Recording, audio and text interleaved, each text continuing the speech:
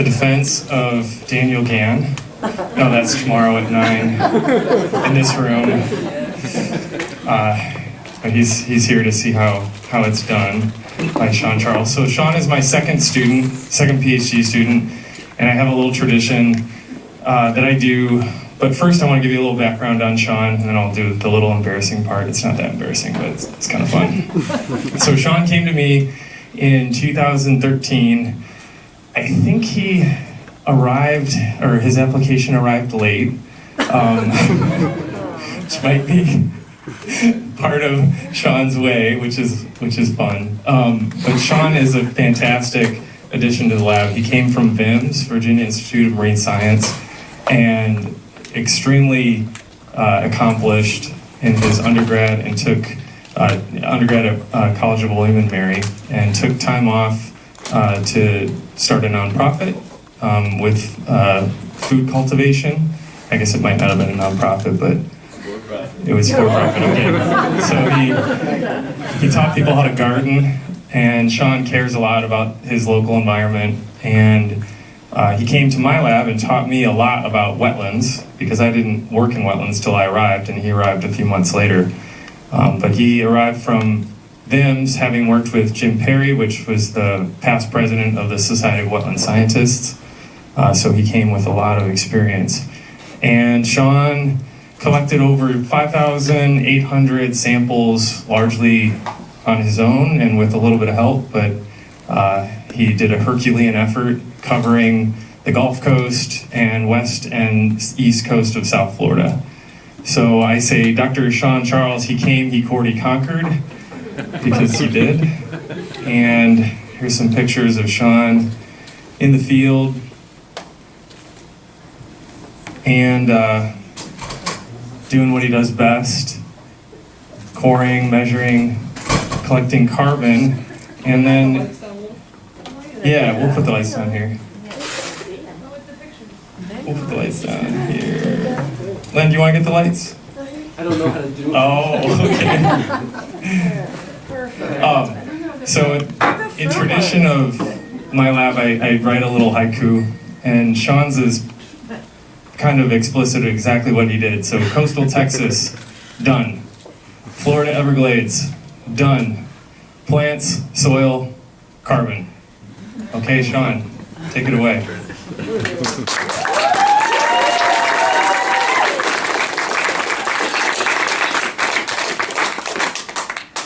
Feel like a rock star. Thanks everyone for coming.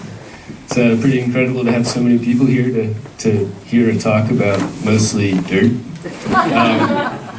So I like to start off with this picture sometimes. This is a picture I took from the 10,000 Islands, one of my research sites.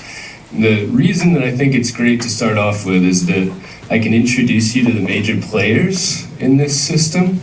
So we have marshes in the foreground, mangroves in the background. We have dark clouds that I, at the risk of sounding corny, like to think represent the danger facing the Everglades. We have a rainbow, potentially representing hope. And we even have a path forward. So, enough of that. So, why do we care about coastal wetlands? Well, one of the biggest things is that 45% of our threatened and endangered species rely on wetlands, at least for part of their lives. And that includes a bunch of really interesting species. So, supposed to use the stick because the pointer doesn't work. We have burrowing owls, the whooping crane, our Florida panther, that's Rory right there. Hissy, they actually hiss. Wood storks, etc. So all of these threatened and endangered species, as well as about 80% in Florida of our economically important species, rely on coastal wetlands for at least part of their lifetime. And on top of that, there are some really bizarre creatures that live there, as seen here. And the important thing, and the point for this talk, is that all of that relies on the storage of carbon. What else do wetlands do? Well, we can use them to filter water. So they're so good at filtering water that they're actually used as waste treatment plants here in, this is in Orlando. The Everglades is our water supply, the source of our water supply in South Florida. Sometimes mangroves hold hands to protect the coast from tsunamis, in this cartoon. And they're so good at protecting the coast that if you have a marsh in the foreground of a levee, you can often build it only half as high as you would have to otherwise. And as I'm sure everyone knows, we're in the midst of a big experiment in terms of CO2 in the atmosphere, where we've drastically increased the amount of CO2 we have. There are a number of ways that we can get off this track, one of which, located down below, down here in the green, is the ecosystem carbon storage track. So that can, in the short term, fix about a third of our issues in terms of CO2. And the best ecosystems in terms of storing carbon and mitigating climate change are mangroves and tidal marshes, which are the subject mostly of this talk. And you'll notice that they're way more effective than even forests that are usually the subject of talks about storing carbon. Most of our coastal wetlands have arisen in the last 9,000 or so years. So we had rapid sea level rise, it flattened out, but is still increasing. And over that time, a lot of wetlands have been able to, by taking CO2 out of the atmosphere, storing it, processing it through the plant tissue, storing some of it in the soil, they're able to take a lot of that CO2 out of the atmosphere and actually build their soil up and keep up with sea level rise over that amount of time. So this is a hopeful thought that maybe they can continue to, but also pretty informative in the fact that we do not have really any coastal wetlands that still exist from a period where we had more rapid sea level rise. And so wetlands can store CO2, but they can also lose it. So Len, I stole this off the internet of you. Basically, this is an area in the agricultural area of the Everglades that was drained. And this is where the surface soil used to be. And since it was drained, all of this soil is now gone.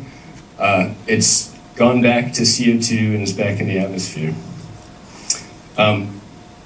And we can see that in some areas throughout the Everglades as well, particularly where areas that used to be marsh have now lost a lot of their soil elevation and are now open water.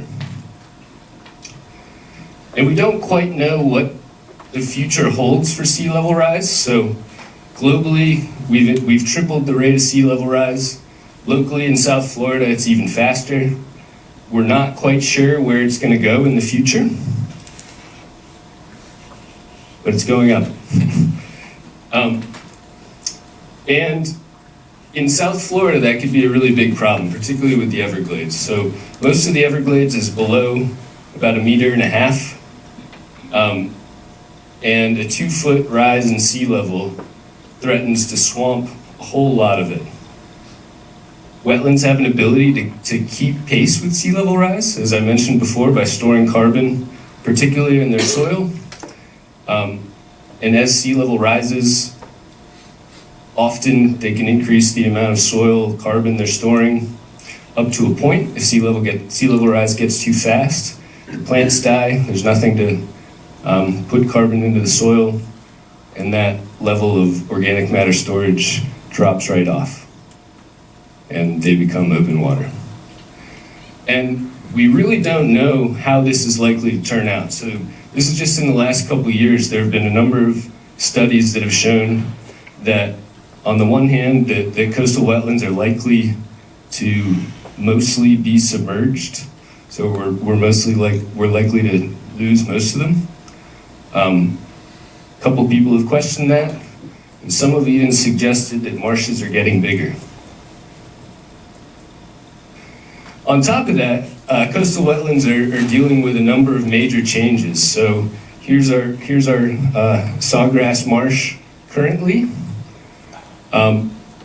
It's likely that with sea level rise, they'll experience saltwater inundation, which includes both salt and, in our case, also phosphorus, and an increase in the amount of inundation that they receive. And it's also, in a number of places and in the Everglades, likely that a number of these coastal wetlands will be transformed, coastal marshes will be transformed into mangrove forests. So major abiotic changes as well as changes in the major vegetation that drive the ecosystem. So how do we measure carbon storage? If it's an herbaceous marsh, we'll basically cut everything out of a certain area, weigh it, and measure the amount of carbon in it. If they're trees, we'll hug them. But in reality, basically, we take their diameter as well as their height. We use equations to come up with the total amount of biomass that they're holding. And below ground, we're also looking at the amount of carbon in the soil, as well as the amount of below ground biomass, which has to be separated out, so those are live roots to look at. I'll point out this is the same hat. That's how hard this work can be. Then we also measure the fluxes of organic matter. So we measure the amount of carbon that accretes on the soil surface. To do that, we put down what's called feldspar. It's kind of clay. We measure what basically lands on top of it through time.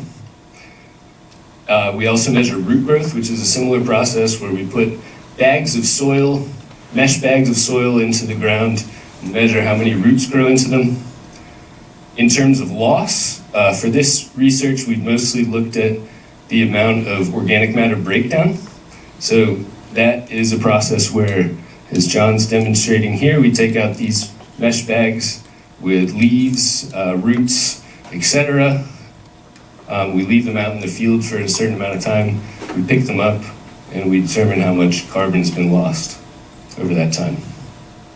So this dissertation is all about how saltwater intrusion and vegetation change alter organic carbon storage.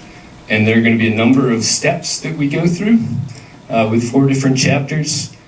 This is the ultimate, or the overall theme, but I'll kind of leave it at that, and then we'll talk about the individual chapters as we go. So the first chapter is looking at sawgrass marshes and the effects of both salinity, phosphorus, and inundation on their ability to store organic carbon. So in the Everglades, we've seen an increase in salinity that has moved inland through time. So you can see the 4 is a good place to look. The 4 is 4 parts per thousand, and from 1999 to 2009, it's moved inland. With that has also come an increase in phosphorus. And in addition to that, particularly in brackish marsh areas, we're likely to see an increase in inundation as sea level rises. So the blue is higher water than it has been. This is all, so far I've mentioned sea level rise, but we're also dealing with a pretty extreme impact of water management. So the Everglades used to be the river of grass that spread across the majority of Florida. We've put in thousands of kilometers of canals to drain that, and have done so very effectively, which means that there's much less water reaching, particularly the southern parts of the Everglades. So it's mostly shunted off to the east and the west before it even gets there.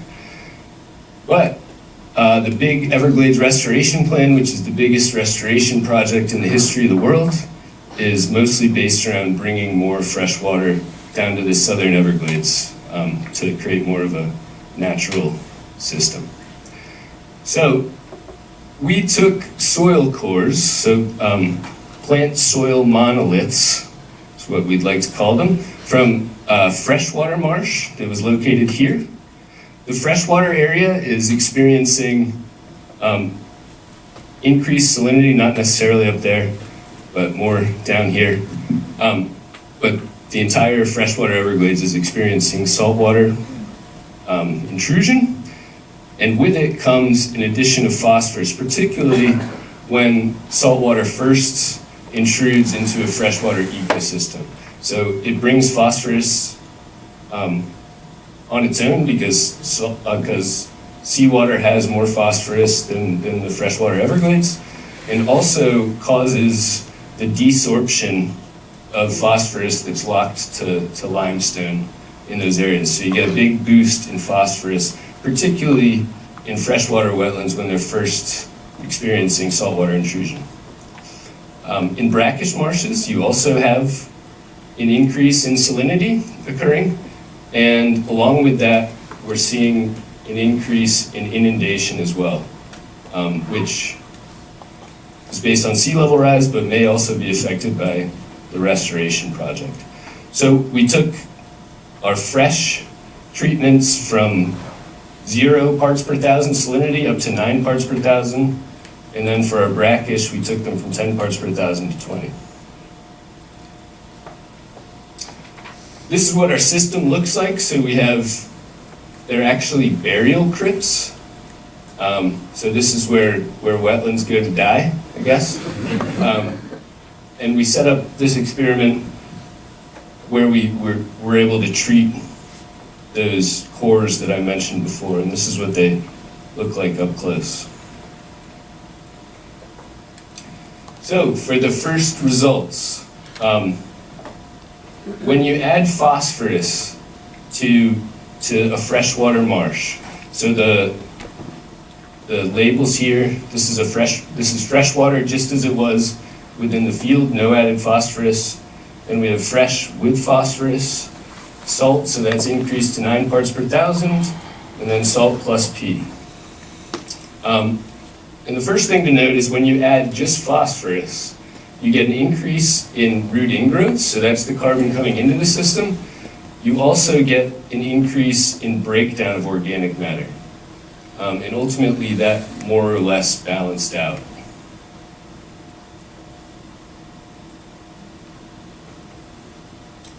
When you look at salinity, we found that it decreased root biomass by about 24%, and that led to a decrease in elevation by about 2.8 centimeters. That may not sound like a lot, but that's over a decade's worth of marshes in terms of increasing their elevation through natural processes to keep up with sea level rise. So within 6 months, you've lost over a decade worth of growth. And it looks like that in cartoon form. In the brackish marsh, we also saw a loss in the storage of organic carbon. So we saw a big loss in terms of root productivity. Over here. Big loss in terms of root biomass. And we also saw an increase in breakdown rates. So salinity decreases the amount of roots that are stored in the system, decreases the amount of carbon coming into the system, and very slightly increases the amount of carbon leaving the system. We also looked at inundation, which had generally a very minor positive impact in terms of the storage of carbon. So it reduced the rate at which roots broke down in the system. And then it's important to notice that all of these brackish marshes continue to lose elevation. So here's the 0 line in terms of their elevation. And basically they all lost almost a centimeter 0.8 centimeters. So to sum up that project, basically what we have is you have these freshwater marshes, sawgrass marshes. You add phosphorus, not much really happens. They increase in terms of productivity, but also in terms of breakdown, and it more or less balances out.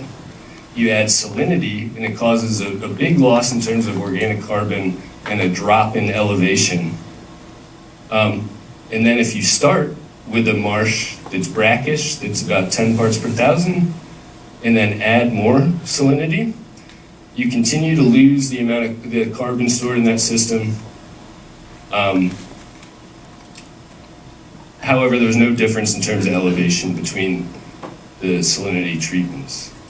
Inundation, on the other hand, tended to have a very small positive impact. And that's important to think about when we talk about restoration at the end. Chapter 2. So, the first chapter we looked at what happens if you have vegetation that stays the same, but abiotic conditions that change with sea level rise. For the next chapter, we wanted to look at the opposite. So what happens if your abiotic conditions generally stay the same, but the vegetation shifts? So we knew that we couldn't directly manipulate mangrove forests or coastal wetlands in Florida because they're protected by law. So we decided we should go to Texas. And we did. And you can tell this is Texas because of the native species, the historic monuments, and that I have a mustache. And along the entire Gulf Coast, currently, there's very little, in the northern Gulf of Mexico coast, there's very little in terms of mangrove forests, although they're expanding. And as the temperature increases with climate change, there's a really sharp minimum temperature that once it's surpassed, tends to cause coastal wetlands to go from entirely marsh to majority mangrove within a couple of degrees. And these are really drastically different ecosystems. You can tell structurally that coastal marshes versus mangroves must cause a difference, right? And so we are down here in Port Aransas where we're doing our research. And in Texas, and in particular in the Port Aransas region, mangroves are expanding rapidly. So they've expanded by 74% in the last 20 years. And marshes have decreased slightly. So it's not all mangroves taking over marshes, but that's kind of the question that we're most interested in. And we don't have a good answer for what's likely to happen. So I've talked about how important soil carbon is in terms of the ecosystem and dealing with climate change. But up until now, there's really no clear answer about whether or not soil carbon increases or stays the same when you have a transition from marsh to mangrove. And we think that's particularly probably true when you have a transition that includes both species, so a slow transition, an ecotone, like you can see here from, this is actually from Florida, but gets the point across. So to create the sites, we went to an area that was all mangrove. We created 3 meter by 3 meter areas, which were either to stay mangrove or which mangroves were removed from. I'm using the royal we here, I wasn't there. Cut the mangroves down. And eventually, marsh grew back in its place. So in this ecosystem, we mostly have black mangroves, Avicennia, and then Batis is the major salt marsh plant. And we created 10 plots that were 24 by 42 meters that varied from 0 to 100% mangrove cover. This is right after the clearing took place. And since then, marsh has grown back pretty significantly. And actually I think we did a really good job in terms of creating something that was like the natural system. So this picture here is actually from a survey plot, not from where we created our sites. And this is one of our sites. And you can kind of tell that there is this kind of clumping pattern that occurs. So you don't necessarily get an immediate transition from marsh to mangrove.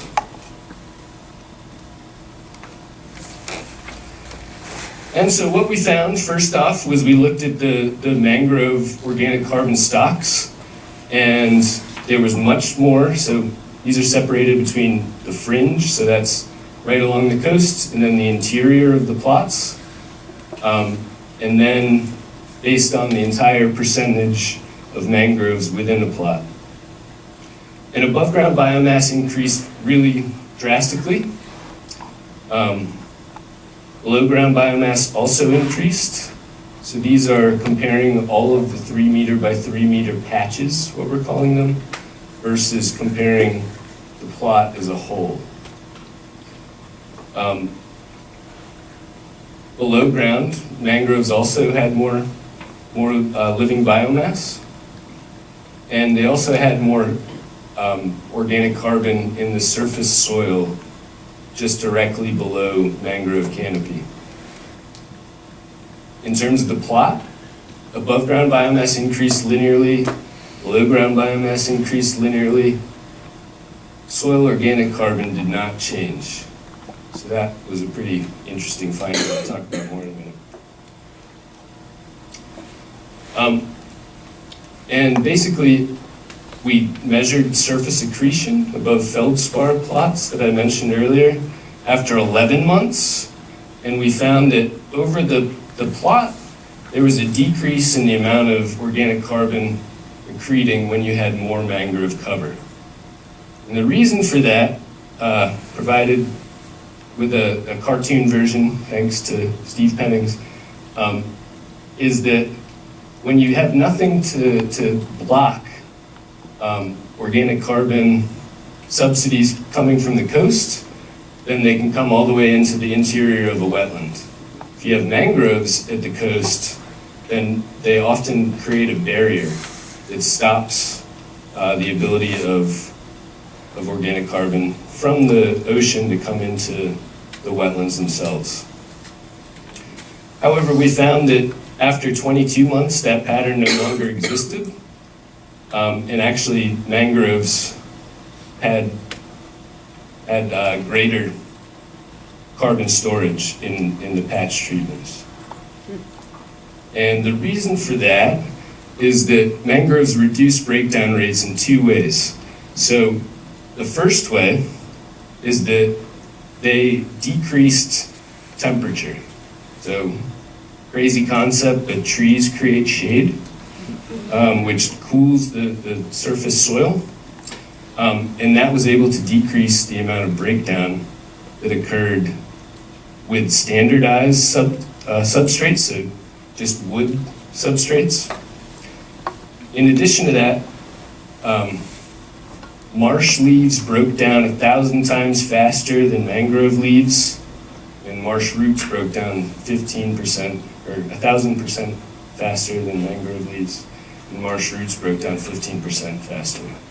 So you have, they're influencing the ecosystem to cool it down, therefore reduce breakdown rate, and they're also producing organic matter that breaks down much more slowly.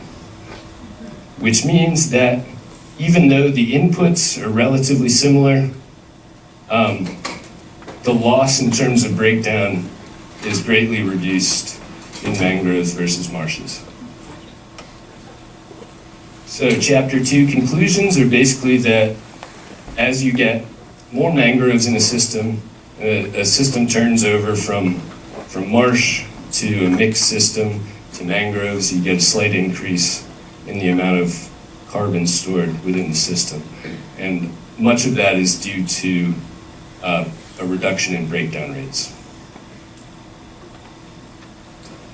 Does that mean that mangrove encroachment increases organic carbon storage? The answer is sometimes. So this is a really unique system. This is a study that looked at a bunch of different areas where you had mangroves and marshes adjacent to each other that showed that basically central Texas, where we were, had way less biomass, so way less carbon that could potentially come into the soil than even other places within the Gulf of Mexico. And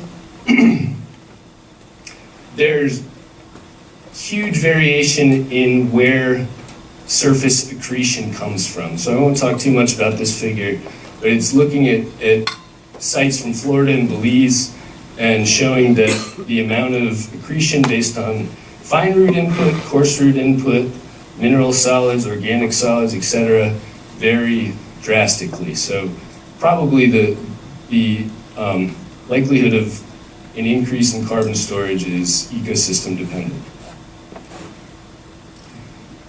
So next, we add those two ideas together. Basically, how does saltwater intrusion and vegetation change alter organic carbon storage across the Everglades landscape? And those things can happen in tandem. Well, saltwater intrusion occurs throughout the landscape. Shifts in vegetation is often quite heterogeneous, but I'll show you that in a minute. So this is a study done by Mike Ross, published in 2000, that basically shows that in the southeast saline Everglades, in 1940, there was this small area along the coast called the White Zone. That's an area with low biomass, low productivity associated with saltwater intrusion. And it expanded drastically between 1940 and 1994. And that was accompanied by mangrove encroachment. And so we went back and revisited to determine, my major focus was what's happening below ground in this drastic landscape scale transition from freshwater to more marine influenced coastal wetland. So we set up 19 plots, or I included 19 plots in this study, basically all along the southeast saline coasts. We took helicopters there, that was cool.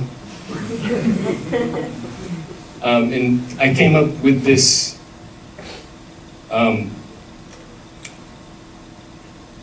model of how I thought distance to coast was likely to influence organic carbon storage. So we predicted that if you were closer to the coast, you were more likely to have an increase in mangrove cover. You were also more likely to have a change in soil chemistry that was more associated with a marine ecosystem, marine influenced ecosystem than a freshwater one. And we suggested that that would influence root productivity, organic matter breakdown, standing root biomass, and ultimately soil organic carbon stock.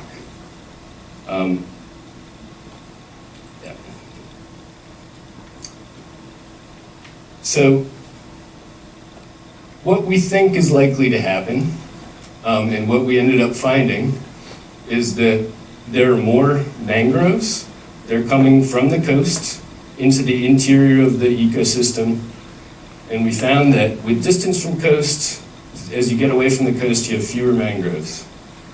The interesting thing to note about this is that there's tons of variation. So it's really heterogeneous in terms of the cover of mangroves within these plots. We found that nitrogen is coming from the freshwater ecosystem. Phosphorus is coming from the coast, and that causes the N to P ratio to change as you move inland. Similarly, with nitrogen coming from the coast, we we found that carbon to nitrogen ratio decreases as you move inland.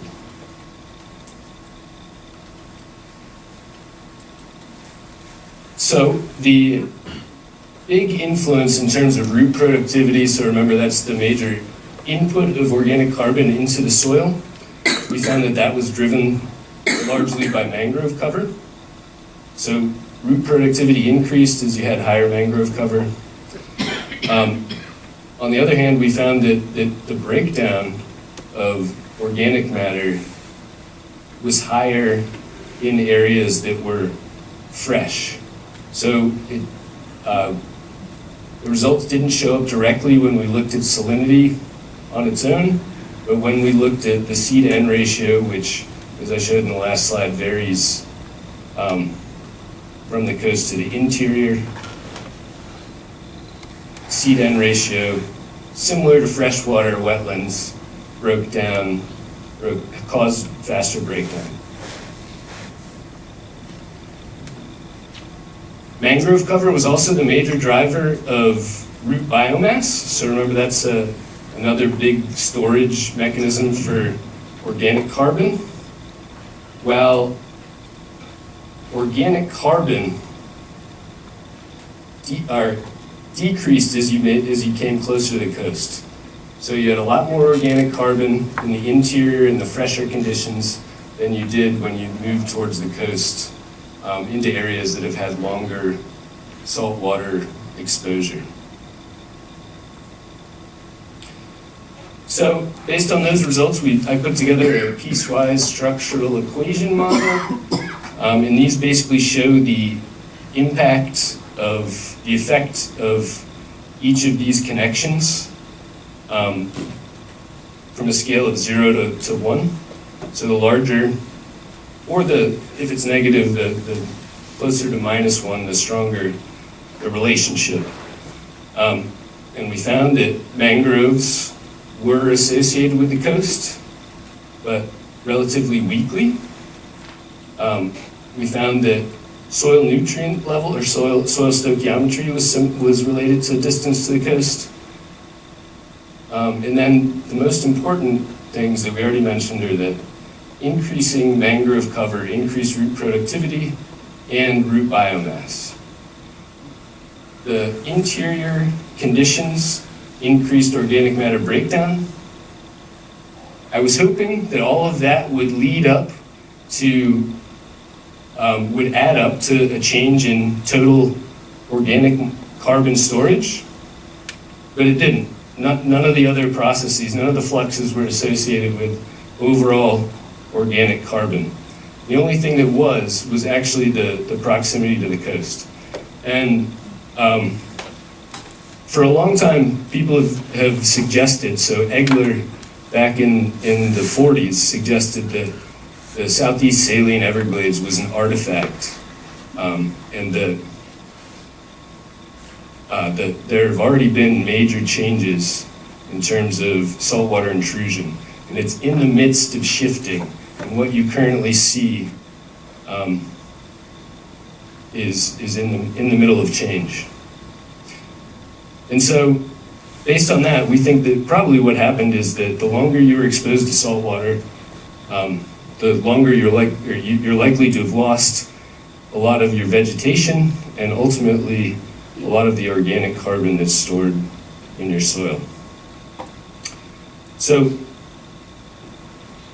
this is kind of what a sawgrass marsh looks like when it's not influenced by saltwater. And we take that as the starting point. And as salinity increases and saltwater influence increases and mangroves become more established, we found that there's a decrease in carbon storage. Often that led to a loss in the vegetation entirely. So you'll see there's nothing here. And that led to pretty drastic loss in carbon. If you had mangroves become established, then it mitigated some of the carbon loss, but still represents a loss from the sawgrass marsh that it started as. And as you fly over these areas, you can see that the the level of mangrove cover is really patchy. So it's basically open water that's probably too deep for plants to become established, surrounding little islands of mangroves. This is what it looks like on the ground. So chapter 4, this time we're following up on that question, but we're also talking about how mangroves develop through time.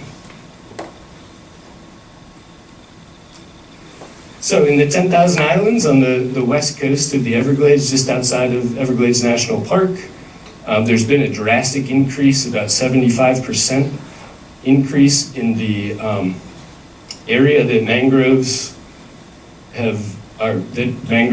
survive in, just in this area of the 10,000 Islands, since 1927. And you can see that the red is the area that was mangrove in 1927. It's increased through 1940 and through 2006, which is the last year that we looked at the entire reserve. We created transects that went from marsh into mangroves of increasing ages based on aerial photography. And here's an example of how that mangrove coverage has changed just in the last decade. So in 2000, so these red lines are in the exact same spot in each image. On the right, in 2016, you can see that mangroves come all the way out to the red line, which is why we set it there. Whereas in 2006, they're quite a distance away. So there's been a pretty drastic mangrove encroachment even in the last 10 years. This is what it looks like from the ground, where you're in brackish marsh, looking out into the first wave of mangrove encroachment. So these are mangroves that are less than 10 years old. And you can see in the background that they increase in height and in age. And if you peer through the marsh itself, you can see these cute little mangrove seedlings. So it's a process that's ongoing. So, in terms of organic carbon storage, in above ground biomass, I think it's pretty obvious that it would increase. You can see visually that as you look into areas of increasing mangrove age, there's quite a drastic increase in above ground biomass. There's a little delay before that occurs before or below ground, and the difference is not quite as drastic. So the increase in below ground biomass doesn't occur as quickly or as extensively as it does above ground. In terms of organic carbon inputs, there was more surface accretion, which we expect is probably from all of the leaves falling from the mangrove trees once they get bigger, as well as the branches and things that fall during storms. Root productivity was also slightly higher in mangrove areas. If you exclude the oldest mangrove area, which was similar to the marsh areas.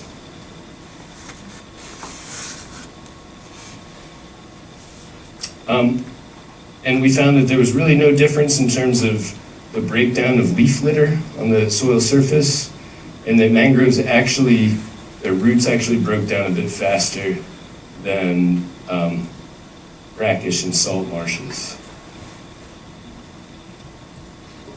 But the really interesting thing is what happens when you look at this through time. So the soil often incorporates both the inputs and losses of organic carbon over time.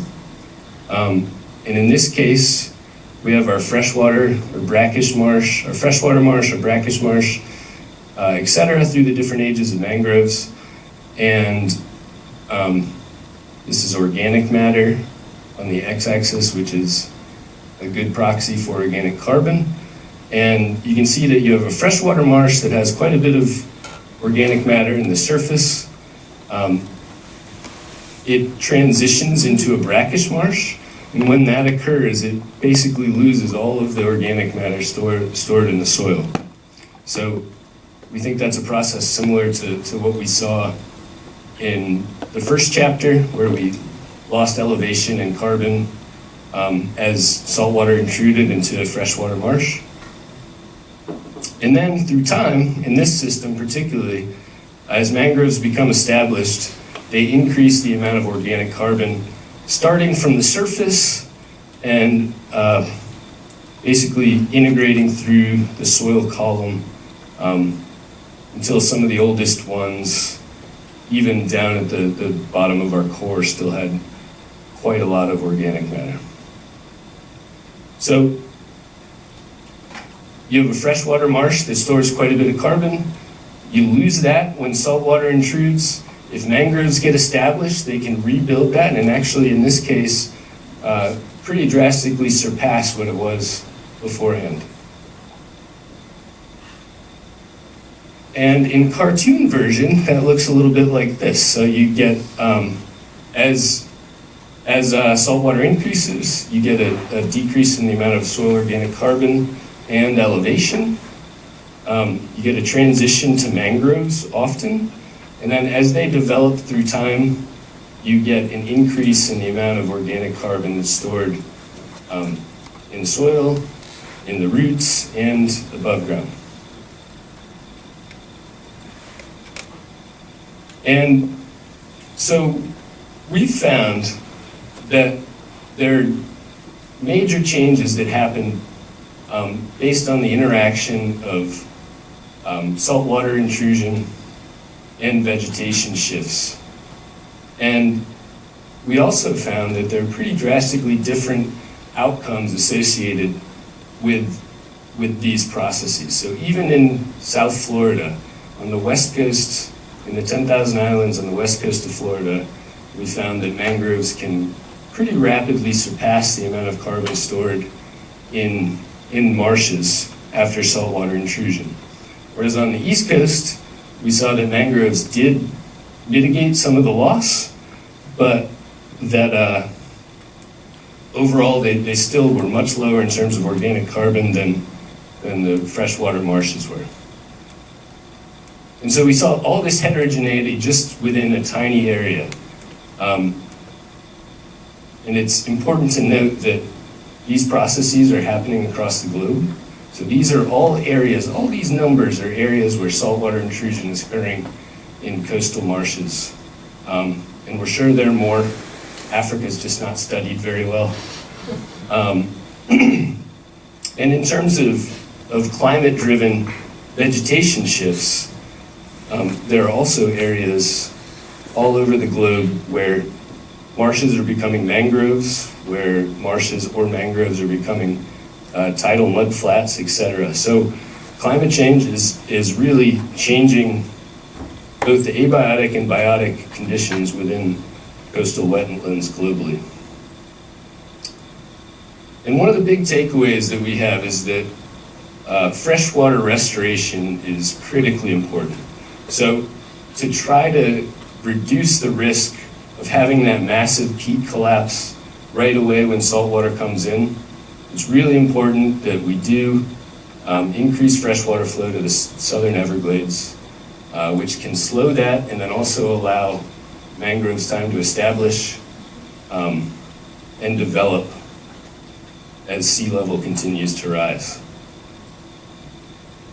And not doing so is kind of like this cartoon. I thought was pretty funny. It's actually from the Philippines, but basically they had areas that were devastated after a typhoon, whereas areas that had mangroves were much better off. And the idea of reducing the ecosystem services that the Everglades provides, either through this canal creation or otherwise, is kind of like chopping down a mangrove tree that's protecting you from a tidal surge. So overall, the connection between abiotic changes and vegetation shifts are likely to drive feedbacks that are really important in terms of whether or not wetlands survive in the coming century. With that, I'd like to thank a lot of people, John particularly, my committee, lots of collaborators, all of these interns and volunteers, funding organizations, FIU, National Science Foundation, LTR, National Park Service, Everglades Foundation, Sea Grant, etc. Thanks everybody. And final slide, I just wanted to show a bunch of fun people in wetlands. And I think it's interesting to note that all of them on the right side over here are attacking the wetland, which is pretty normal. It's definitely a love-hate relationship. So with that, I'd say thank you and ask for any questions.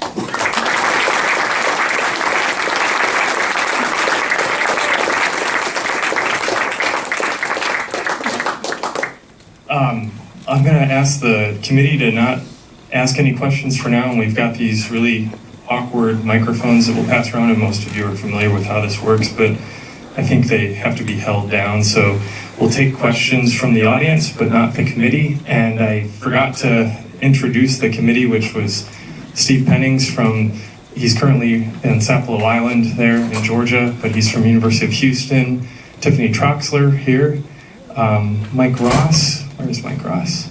Mike Ross and Steve Oberbauer and myself. And I forgot to say, probably in my haste to let Sean get started, that every award that Sean applied for, he got. And it's a testament to how well he's spoken and how well he has written. I've not really read as much articulate writing from a student as Sean. So, questions for Sean?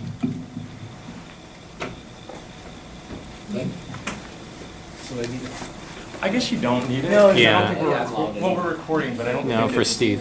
Oh, for Steve. Yes, we will. Thanks. Hi, I just was, great, but I just want to ask you about your carbon and, some of the carbon dynamics are based on percent carbon, right? And so did you take in mind like bulk density normalized carbon? Because you may be in some of those coastal areas building marls, right? And so they're going to add heavy, low carbon, 12% carbon versus your organic matter. Right. And then your low density peat. So could you just... Yeah, so I did measure organic carbon for almost all of it. The percentage is depth integrated, and I did look at bulk density for all of the studies except for the Southeast Saline Everglades that we worked on together, which the organic carbon content or organic matter content is definitely a product of not just the amount of carbon that's stored, but also being diluted by marl as well. So, point taken. Yeah. Hey. So in the last chapter, you show a lot of 7 different plots showing from marsh, freshwater marsh, all the way to the old mangrove forest, and it was kind of striking to see the organic matter concentration at the top surface was completely gone between freshwater marsh and young mangrove. But if somehow sea level rise is slow enough so that the marsh can keep up, so the transition happened from freshwater, not to mangrove, to brackish marsh, would you expect that we may lose less organic matter? If what? If the transition from freshwater to saltwater is just slow enough to brackish water marsh can dominate before mangrove? I've never thought about this way, but that. Yeah. So that's another big difference between the east and west coast of the Everglades is that on the west coast we had a totally different vegetation community that comes in when you have saltwater intrusion. So it's dominated by juncus, which stabbed me in the eye one time. I don't know if anyone's had that. So it goes from sawgrass to basically to juncus and to stickless. And that transition is associated with a big loss in soil carbon. The mangroves move directly in and basically take over there. So I think the big issue is that the mangroves are going to move in, particularly they're brought inland during storms. And so the big issue is allowing them enough time to develop, to store enough carbon to keep up with sea level rise. So after 10 years, they were more or less the same as marsh ecosystems in terms of carbon storage. After 20 plus years, they were quite a bit higher. So the idea is that you probably need to allow them to develop for a couple decades before they can make up for the lost carbon stored. Great work, Sean. My question is, in the one chapter, I think you talked about breakdown rates decreasing under mangroves, and then in the other chapter, it seemed like that was the opposite. And I'm wondering what is the difference, or what might be mediating those differences? Yeah, so the second chapter was when mangroves moved in into a salt marsh. So there was no change in terms of the salinity or the saltwater influence in those ecosystems. And basically there they could shade the soil, which reduces breakdown rate. There's a pretty strong positive relationship between temperature and breakdown rates. And they produce this woody biomass that breaks down slowly.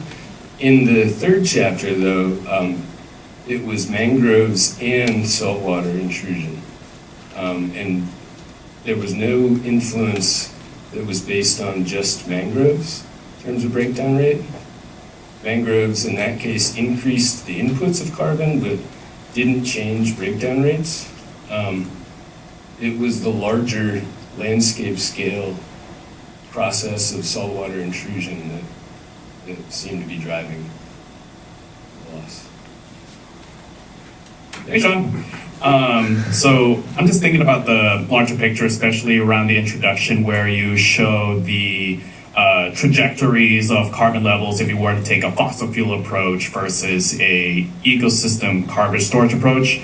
I'm curious that, looking back at your results and whatnot, it's very varied with different factors. How would you describe the effectiveness of that ecosystem carbon storage approach versus the traditional fossil fuel mitigation approach in reducing carbon in the atmosphere? Yeah, so obviously we need both, but using ecosystems is potentially quicker because you don't have to decommission coal plants and transition to renewable fuel. It sort of starts right away when you restore ecosystems. And it's not going to get us all the way there. But basically, keeping that carbon in the ground, keeping it in plants, and restoring areas so that they can take up more carbon is one of the cheapest, fastest ways that we could make an impact in terms of climate change. That answer your question?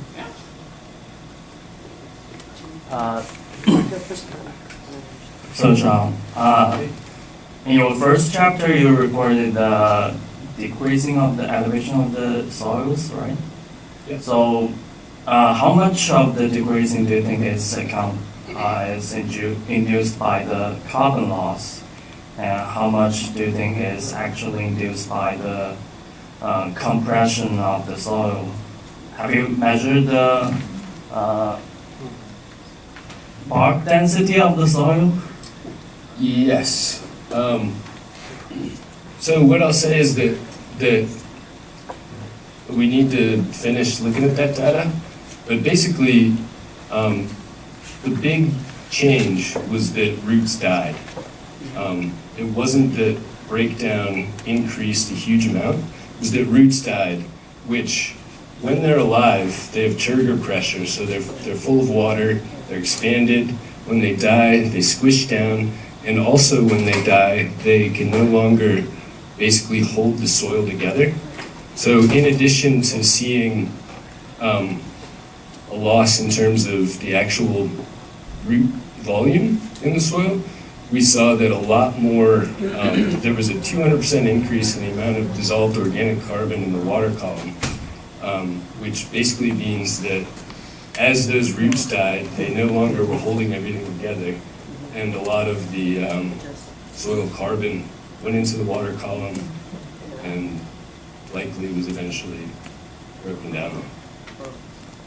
Okay, so it's a combination of both. It's a combination, yeah, and yeah, I'll leave it at that. I have a question about the mangroves and the mangrove expansion in Texas. Because they're supposed to be, how does that work? What is it about the Texas situation that causes for an expansion of a plant where they're being lost every other place you look, right? We're taking them out of ecosystems, so I know Texas is weird, but what's going on there? So the big thing is temperature. So Texas has traditionally been too cold. Freezes killed them off. But as temperatures have increased, they've been able to expand. Whether or not that's totally permanent is kind of still up for debate, but it's likely to continue, at least for a while. There is some cyclicality about freeze events, though. But yeah, as Mo mentioned, we're losing mangroves all over the world, particularly for development and things. In Florida, they're protected. In Texas, they're protected unless you're a scientist. Yeah. Thank you. I'd like to continue on mangroves. So you worked with Abyssinia in Texas and predominantly, I expect, with Rhizophora here, maybe not up on the West Coast. Yeah, so in the Southeast, it was almost all Rhizophora, but on the West Coast, it was a mixture. So often the first species to move into areas that were previously marshes were white mangroves, like Laguncularia. And then you'd frequently have red mangroves come in after about a decade or so. It was kind of crazy, actually, that it seemed as though the white mangroves would kind of fall apart after about a decade. Red mangroves can establish under shade. White mangroves can't really. So basically you would have the propagule source, white mangroves come in, and red mangroves take over after some amount of time. And then we had quite a lot of black mangroves, but they were really limited to the saltiest areas. So do you think it makes a difference in the carbon storage stuff, or do you have any feel for that? And along with that, there's also, you tend to get really tall mangroves right on the coast, and then it's not a gradual change, it's a very sudden change to getting dwarf mangroves in the white zone. You were primarily working in the dwarf area, right, in the southeast saline Everglades. Yes, so we didn't really get to the really high biomass areas on the coast, at least with this data. In 10,000 islands, they did get quite a lot larger, 12 meters or so.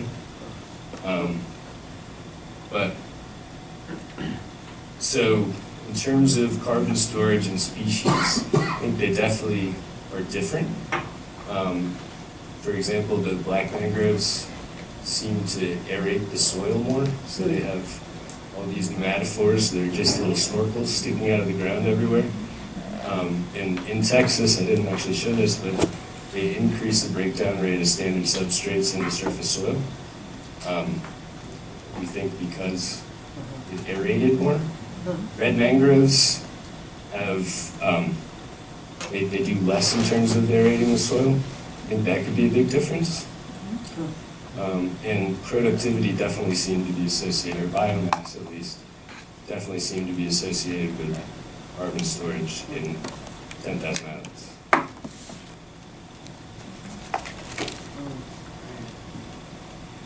All right, let's congratulate.